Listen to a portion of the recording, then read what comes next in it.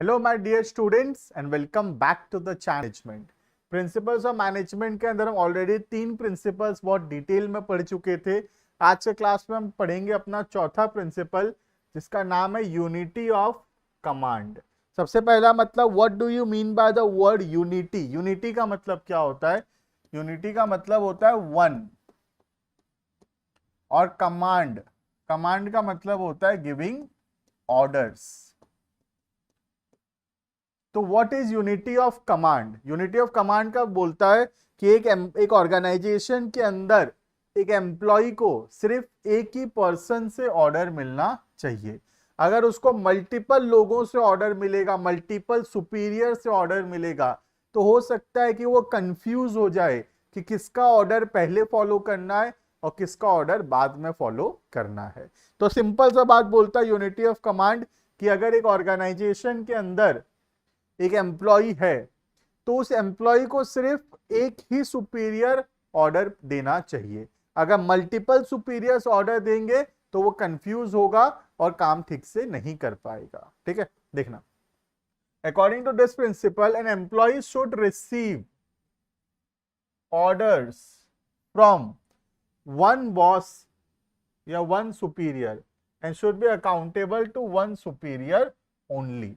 सिर्फ एक ही जन से ऑर्डर मिलना चाहिए और एक ही जन को वो अकाउंटेबल होना चाहिए। अकाउंटेबल का मतलब क्या होता है? अकाउंटेबल का मतलब होता है आंसरेबल, जवाबदारी। तो एक ही पर्सन उसको सारा काम देगा और वही उससे पूछेगा काम हुआ कि नहीं हुआ, और अगर नहीं हुआ तो क्यों नहीं हुआ। If he is receiving orders from more than one boss, then he will get confused.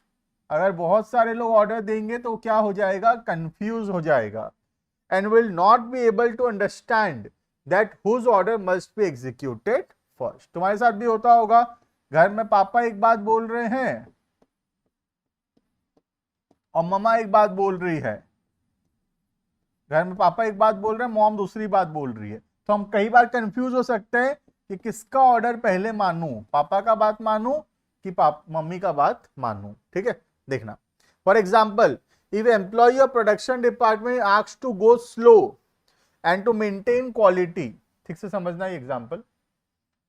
अगर प्रोडक्शन डिपार्टमेंट को ये बोला गया है कि आराम से स्लो स्लो प्रोडक्शन करो, go slow and maintain the quality, ठीक है, in production to maintain quality standard by the production incharge. कौन बोला ये बात?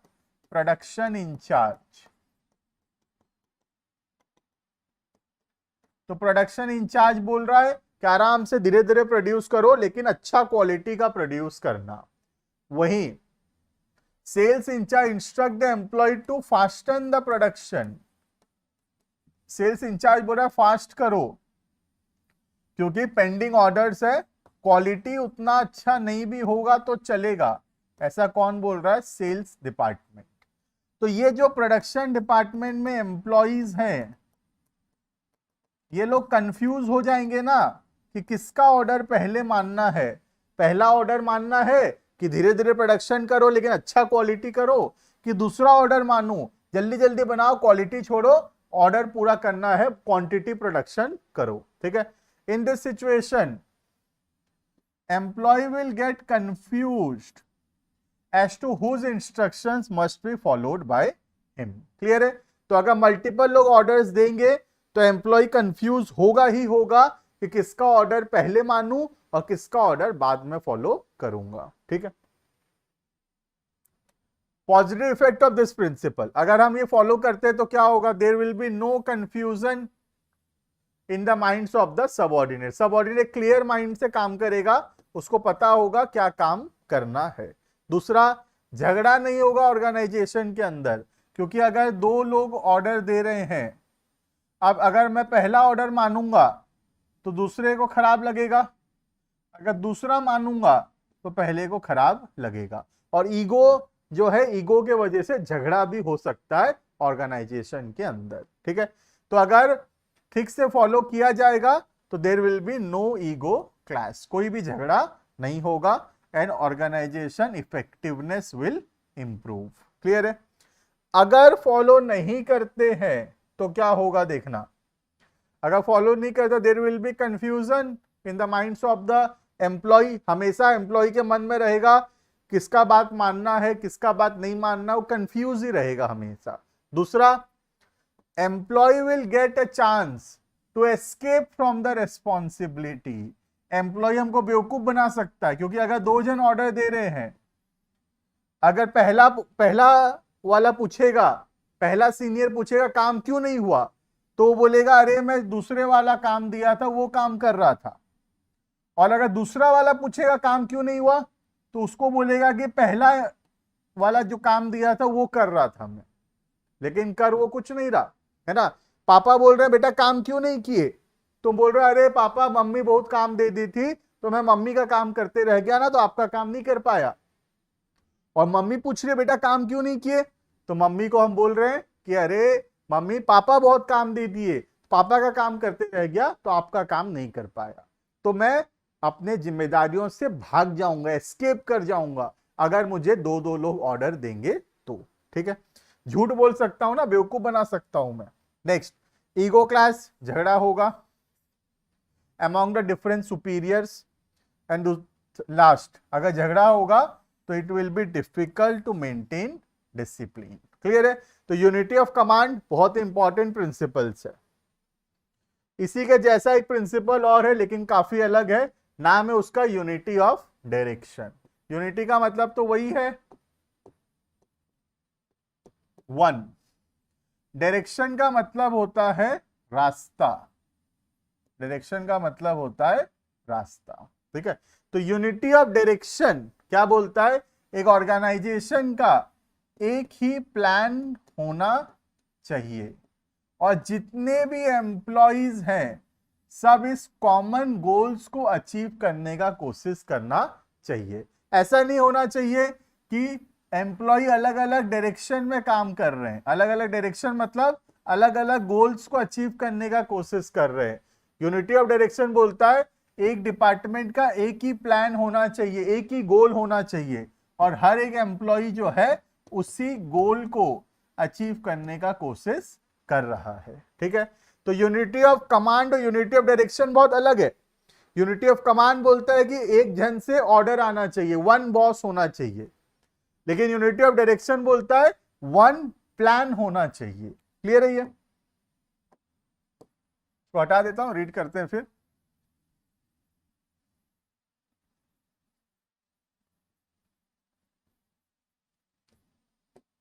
देखना, according to this principle, one unit means one plan. That is, the efforts of all the members and employees of the organization must be directed in one direction. जितने भी employ है सबका काम, सबका एफर्ट एक ही डायरेक्शन में होना चाहिए, एक ही गोल को अचीव करने के लिए। क्लियर है ये? Next, if the principle is applied it leads to coordination.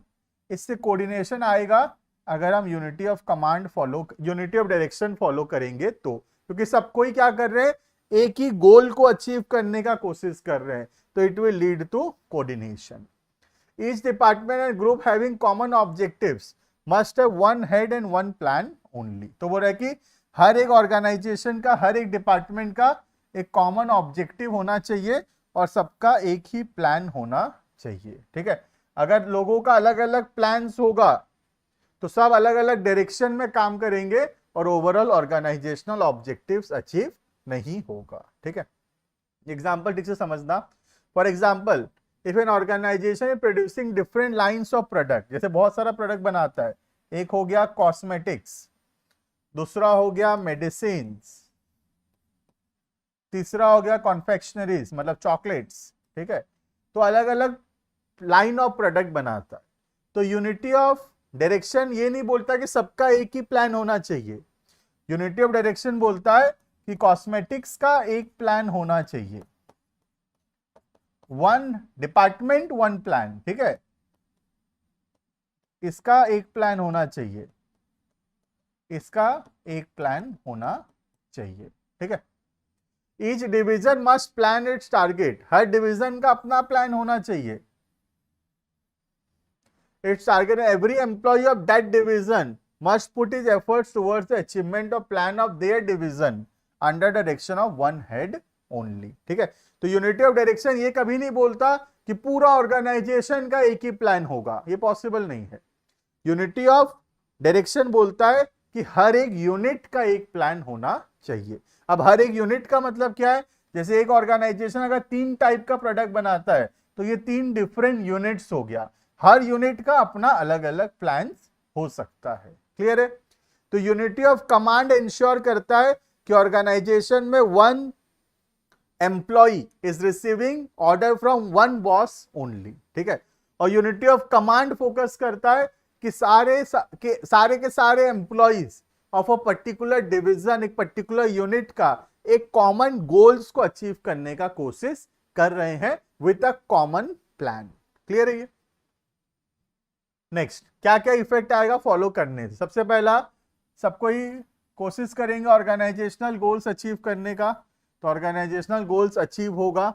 And efforts of all the employees are unified, सब यूनिटी से काम करेंगे एक ही डायरेक्शन में, एक ही गोल्स को अचीव करने के लिए। अगर फॉलो नहीं करेंगे तो क्या होगा? It will lead to lack in coordination, सब अपना मनमर्जी करेंगे, there will be no coordination. Next, resources waste होगा, सब अपना मनमर्जी करेंगे तो there will be wastage of resources and organisational goals जो है वो अचीव नहीं हो पाएगा। क्लियर है ये? तो this is all about what is unity of direction. ठीक है, हम एक कंपैरिजन करते हैं दोनों के बीच में, यूनिटी ऑफ कमांड और यूनिटी ऑफ डायरेक्शन में। ठीक है, तो ध्यान से देखना, कंपैरिजन में तुमको और बेहतर समझ में आएगा। Unity of command, unity of command insist on one boss on one subordinate. ठीक है, एक सबऑर्डिनेट के लिए एक ही बॉस होना चाहिए। यूनिटी ऑफ डायरेक्शन क्या बोलता है? इंसिस्ट ऑन वन यूनिट और डिवीजन ऑन वन प्लान। ठीक है, एक यूनिट या एक डिवीजन का एक ही प्लान होना चाहिए। Second, the main purpose unity of command is to avoid confusion, इसका मेन पर्पज है कंफ्यूजन अवॉइड करना और रेस्पॉन्सिबिलिटीज फिक्स करना। इसका मेन पर्पज है, the purpose unity of direction is to direct the efforts of the employee of one department in achieving the main objective of that department. तो इसका क्या focus है कि सारे एम्प्लॉइज जो है एक ही कॉमन गोल्स को अचीव करने का कोशिश करें। ठीक है, ये प्रिंसिपल क्या बोलता है unity of command? This principle related to functioning of employees, ये कोशिश करता है कि एम्प्लॉय कैसे काम करें with a clarity of mind, और उनके मन में कोई भी कंफ्यूजन्स ना रहे। Unity of direction, this principle relate to functioning organisation, employee नहीं ऑर्गेनाइजेशन एज अ होल और एज वन यूनिट। तो पूरा ऑर्गेनाइजेशन या पूरा डिपार्टमेंट, पूरा यूनिट एक होकर काम करे। यहां पे यूनिटी ऑफ कमांड में this principle results in systematic working and improves efficiency, तो ये सिस्टमेटिक वर्किंग में हेल्प करता है और एफिशिएंसी बढ़ाता है एंड रिमूव करता है कंफ्यूजन्स को एंड केओटिक सिचुएशंस को। यूनिटी ऑफ डायरेक्शन क्या करता है? इट लीड्स टू कोऑर्डिनेशन, ये कोऑर्डिनेशन लाता है ऑर्गेनाइजेशन के अंदर। ठीक है, तो एक जैसे तो थोड़े बहुत हम बोल सकते हैं यूनिटी यूनिटी है बोल के, बट काफी डिफरेंट है दोनों में। यूनिटी ऑफ कमांड एक अलग ही चीज है और यूनिटी ऑफ डायरेक्शन एक दूसरा कॉन्सेप्ट है। कई बार मिक्सअप कर देते हैं स्टूडेंट्स यूनिटी ऑफ कमांड और यूनिटी ऑफ डायरेक्शन के बीच में, तो अच्छे से पढ़ के जाना, बहुत डिटेल में पढ़ रहे हैं, अच्छे से पढ़ के जाना एग्जाम में इसको। ठीक है, नेक्स्ट आता है subordination of individual interest to general interest. Individual interest का मतलब है interest of a particular employee, किस चीज में एक एम्प्लॉय का फायदा है, और जनरल इंटरेस्ट मतलब किस चीज में ऑर्गेनाइजेशन का बेनिफिट है।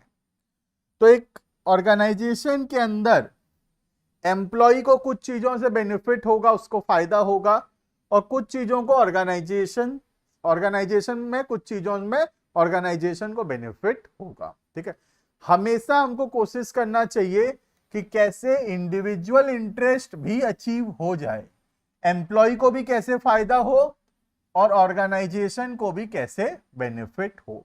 तो हमेशा हमको ऐसे सोचना चाहिए कि किस चीज में इंडिविजुअल का भी बेनिफिट होगा और ऑर्गेनाइजेशन का भी बेनिफिट होगा। लेकिन अगर ऐसा कोई सिचुएशन आता है जहां पर हमको चॉइस करना पड़ेगा दोनों के बीच में, then the organisational interest is more important as compare to the individual interest. बात समझ में आ रहा है? तो दोनों का बेनिफिट हो सकता है तो बहुत अच्छी बात है, लेकिन अगर दोनों में से एक सिलेक्ट करने का बारी आ जाता है तो organisational interest will supersede the individual interest. Clear है? देखना, according to this principle the interest of the organisation must supersede the interest of the individuals और एम्प्लॉयज। तो क्या बोल रहा है कि ऑर्गेनाइजेशन का इंटरेस्ट ज्यादा इंपॉर्टेंट है as compare to the individual interest. ठीक है? Next, in the organization all the employees are working with some objectives and there is always an objective of organization। obvious सा बात है, एक इंडिविजुअल का भी अपना ऑब्जेक्टिव है। जैसे एम्प्लॉई है तो उसका ऑब्जेक्टिव होगा ना कुछ, क्यों सैलरी अच्छा चाहता है, प्रमोशन चाहता है, इंक्रीमेंट चाहता है, बोनस चाहता है, कुछ उसका भी टारगेट होगा। तो वो हो गया इंडिविजुअल ऑब्जेक्टिव। और दूसरा हो गया ऑर्गेनाइजेशनल ऑब्जेक्टिव। जैसे ऑर्गेनाइजेशन क्या चाहता है, प्रॉफिट, ग्रोथ, एक्सपेंशन। ऑर्गेनाइजेशन क्या चाहता है, हमेशा हमको कोशिश करना कि चाहिए कि दोनों कैसे अचीव होगा। लेकिन अगर दोनों अचीव नहीं हो सकता और एक सिलेक्ट करना पड़ेगा तो ऑर्गेनाइजेशनल इंटरेस्ट ज्यादा इंपॉर्टेंट होगा as compare to the individual interest. Clear है? यही बात लिखा है, देखो थर्ड पॉइंट में, if the objectives of individuals are in the same direction of the organisation, अगर ऑर्गेनाइजेशन और एम्प्लॉय का सेम चीज में फायदा है then there is no problem, हमको कोई दिक्कत नहीं है। इंडिविजुअल का भी बेनिफिट हो जाएगा, ऑर्गेनाइजेशन का भी बेनिफिट हो जाएगा। But if the objectives of both the groups are in different direction, अगर दोनों डिफरेंट डायरेक्शन में है then manager must try to reconcile individual interest with organisational interest. हमको कोशिश करना चाहिए एक ही डायरेक्शन में लाने का। But if it is not possible then individual interest या goals must be sacrificed for achieving organisational goals. Clear है ये? तो बहुत सिंपल सा बात बोलता है कि अगर दोनों सेम डायरेक्शन में है, मतलब एक काम करेंगे तो इंडिविजुअल का भी फायदा है और ऑर्गेनाइजेशन का भी फायदा है, तो कोई दिक्कत नहीं है, काम को कर लो, दोनों का फायदा हो जाने दो। ठीक है? लेकिन अगर डिफरेंट डायरेक्शन में है, मतलब इंडिविजुअल का फायदा होगा तो ऑर्गेनाइजेशन का नुकसान होगा, ऑर्गेनाइजेशन का फायदा होगा तो इंडिविजुअल का नुकसान होगा, तो दोनों अलग अलग डायरेक्शन में है, तो इंडिविजुअल इंटरेस्ट को छोड़ो, ऑर्गेनाइजेशनल इंटरेस्ट पे ध्यान देंगे हम। क्लियर है ये? तो यही बोलता है ये principle. Next, for example, before buying raw materials the manager must compare the prices and qualities of all the suppliers and give order to best rather than giving order to his own relatives. अपने परिवार वालों को order ना देकर हमको सबसे compare करना चाहिए प्राइस, और जो सबसे अच्छा प्राइस और क्वालिटी दे रहा है उसी को हमको ऑर्डर देना चाहिए। ठीक है? अगर हम अपने रिलेटिव्स को ऑर्डर दे रहे हैं मतलब हम इंडिविजुअल इंटरेस्ट पे ध्यान दे रहे हैं, लेकिन जो बेस्ट प्राइस दे रहा है अगर हम उसको ऑर्डर दे रहे हैं तो हम ऑर्गेनाइजेशनल इंटरेस्ट पे ध्यान दे रहे हैं। अगर तुम्हारा रिलेटिव बेस्ट प्राइस दे रहा है, if your relative is giving the best price and the best quality, तो हमको कोई दिक्कत नहीं है तुम्हारे रिलेटिव से लेने में, तुम्हारे रिलेटिव्स का भी फायदा हो जाएगा, हमारा भी फायदा हो जाएगा। लेकिन अगर तुम्हारा रिलेटिव महंगा दे रहा है, खराब क्वालिटी का दे रहा है, हमको उससे बेहतर मिल रहा है कहीं और, तो हम कहीं और से ले लेंगे, तुम्हारे रिलेटिव से नहीं लेंगे। बात समझ में आ रहा है? नेक्स्ट, पॉजिटिव या negative effect of this principal. सबसे पहला पॉजिटिव, ये हेल्प करता है ऑर्गेनाइजेशनल गोल्स को अचीव करने में। नेक्स्ट, कोऑर्डिनेशन लाता है between individual and organisational goals, ताकि दोनों अचीव हो सके, इंडिविजुअल गोल्स भी और ऑर्गेनाइजेशनल गोल्स भी। ठीक है। नेक्स्ट, कॉन्सिक्वेंसेस, अगर नहीं फॉलो करेंगे तो क्या होगा? ऑर्गेनाइजेशनल गोल्स अचीव नहीं होगा और एम्प्लॉय को भी नुकसान होगा लॉन्ग रन में। अगर हम सिर्फ इंडिविजुअल इंटरेस्ट पे ध्यान देते रहे और ऑर्गेनाइजेशन के इंटरेस्ट पे ध्यान नहीं दिए तो एक दिन ऑर्गेनाइजेशन जो है बंद हो जाएगा, और अगर ऑर्गेनाइजेशन बंद हो गया ना तो इंडिविजुअल को भी नुकसान होगा उससे। क्लियर है? तो this is the sixth principle, subordination of individual interest to general interest. ये क्या बोलता है ये प्रिंसिपल? कि इंडिविजुअल और जनरल इंटरेस्ट अगर एक ही डायरेक्शन में है तो दोनों अचीव हो जाएगा तो अच्छी बात है, लेकिन अगर दोनों अचीव नहीं हो सकता, कोई एक अचीव हो सकता है, तो organisational interest will supersede the individual interest. Clear है ये? नेक्स्ट हम आगे बढ़ेंगे, रेम्युनरेशन ऑफ पर्सन। रेम्युनरेशन का मतलब होता है जो सैलरीज मिलेगा एम्प्लॉइज को, जो पैसा मिलेगा एम्प्लॉय को, उसको बोलते हैं रेम्युनरेशन ऑफ पर्सन। तो ये रेम्युनरेशन ऑफ पर्सन बोलता है कि एक ऑर्गेनाइजेशन के अंदर रेम्युनरेशन जो है फेयर होना चाहिए। फेयर का मतलब कभी भी ये नहीं है कि इक्वल होना चाहिए, ऐसा पॉसिबल थोड़ी है कि हम लोअर लेवल को जितना सैलरी देंगे टॉप लेवल को भी उतना सैलरी देंगे, दिस इज नॉट पॉसिबल। तो इक्वल कभी नहीं बोलता। Remuneration of person does not mean कि सैलरी इक्वल होना चाहिए।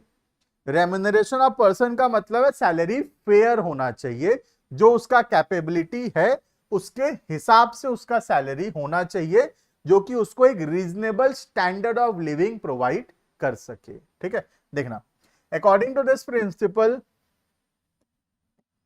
employee in the organization must be paid fairly or adequately to give them maximum satisfaction. The employee should be paid fair wages and salary, which would give them at least a reasonable standard of living. At the same time, it should be within the paying capacity of the company. तो salary तो हम दे देंगे जो कि एक reasonable standard of living provide करे, but वो हमारे पेइंग कैपेसिटी के हिसाब से भी होना चाहिए। The fair wage determine according to, fair wage कैसे डिटरमाइन होता है? कितना फेयर होगा वेजेस, किन बातों पे डिपेंड करता है? सबसे पहला, हमारा क्या कैपेबिलिटी, हमारा ऑर्गेनाइजेशन का क्या औकात है, what is the financial capacity of the business. Second, government का कोई मिनिमम वेज का अगर रूल है तो उसको फॉलो करना जरूरी है। और तीसरा, हमारे कॉम्पिटिटर्स कितना सैलरी देते हैं, that is also very important. Clear है? तो इन तीनों के हिसाब से एक फेयर वेजेस डिसाइड करना पड़ेगा और एम्प्लॉय को एक फेयर वेजेस देना पड़ेगा। ठीक है, for example, if in a particular year the organisation earn profit, then apart from giving extra profit to shareholder owner, some part of the profit must be given to employees also in the form of bonus. तो बोल रहा है अगर कोई साल बहुत ज्यादा profit होता है तो ऐसा नहीं होना चाहिए कि प्रॉफिट सिर्फ शेयर होल्डर्स को दे दिए, कुछ प्रॉफिट में हिस्सा जो है हमको अपने एम्प्लॉइज को भी देना चाहिए। क्लियर है ये? तो इसको फॉलो करने से क्या होगा? एम्प्लॉय मोटिवेटेड रहेगा, मन लगाकर काम करेगा एम्प्लॉय। दूसरा, एम्प्लॉय का कमिटमेंट बढ़ेगा टुवर्ड्स द ऑर्गेनाइजेशन, ज्यादा मन लगाकर कमिटेड होकर काम करेगा। ठीक है, अगर फॉलो नहीं करेंगे तो क्या होगा? इंक्रीजेस इन टर्नओवर। टर्नओवर का मतलब होता है कितने एम्प्लॉय जॉब छोड़कर जाएंगे, लीविंग द ऑर्गेनाइजेशन। तो अगर हम फॉलो नहीं करेंगे तो ज्यादा से ज्यादा लोग हमारे ऑर्गेनाइजेशन जो है छोड़कर चले जाएंगे। एंड नेक्स्ट, एम्प्लॉय हमेशा डिससेटिस्फाइड रहेगा और डिमोटिवेटेड रहेगा काम के तरफ। क्लियर है? तो this was all about remuneration of persons. ठीक है, तो आज के क्लास में हम 4 इंपॉर्टेंट प्रिंसिपल्स पढ़े फेयोल का। हम बहुत डिटेल में चल रहे हैं। हम चौथा प्रिंसिपल से शुरू किए थे, यूनिटी ऑफ कमांड, फिर हम पढ़े यूनिटी ऑफ डायरेक्शन, फिर हम पढ़े subordination of individual interest to general interest, और फिर हम पढ़े रेम्युनरेशन ऑफ पर्सन्स। क्लियर है? तो तुम्हारा काम इसको फटाफट से रिवाइज करके आना। मिलते हैं नेक्स्ट क्लास के अंदर, आगे के जितने प्रिंसिपल्स है उसको कवर करेंगे। Thank you and bye bye.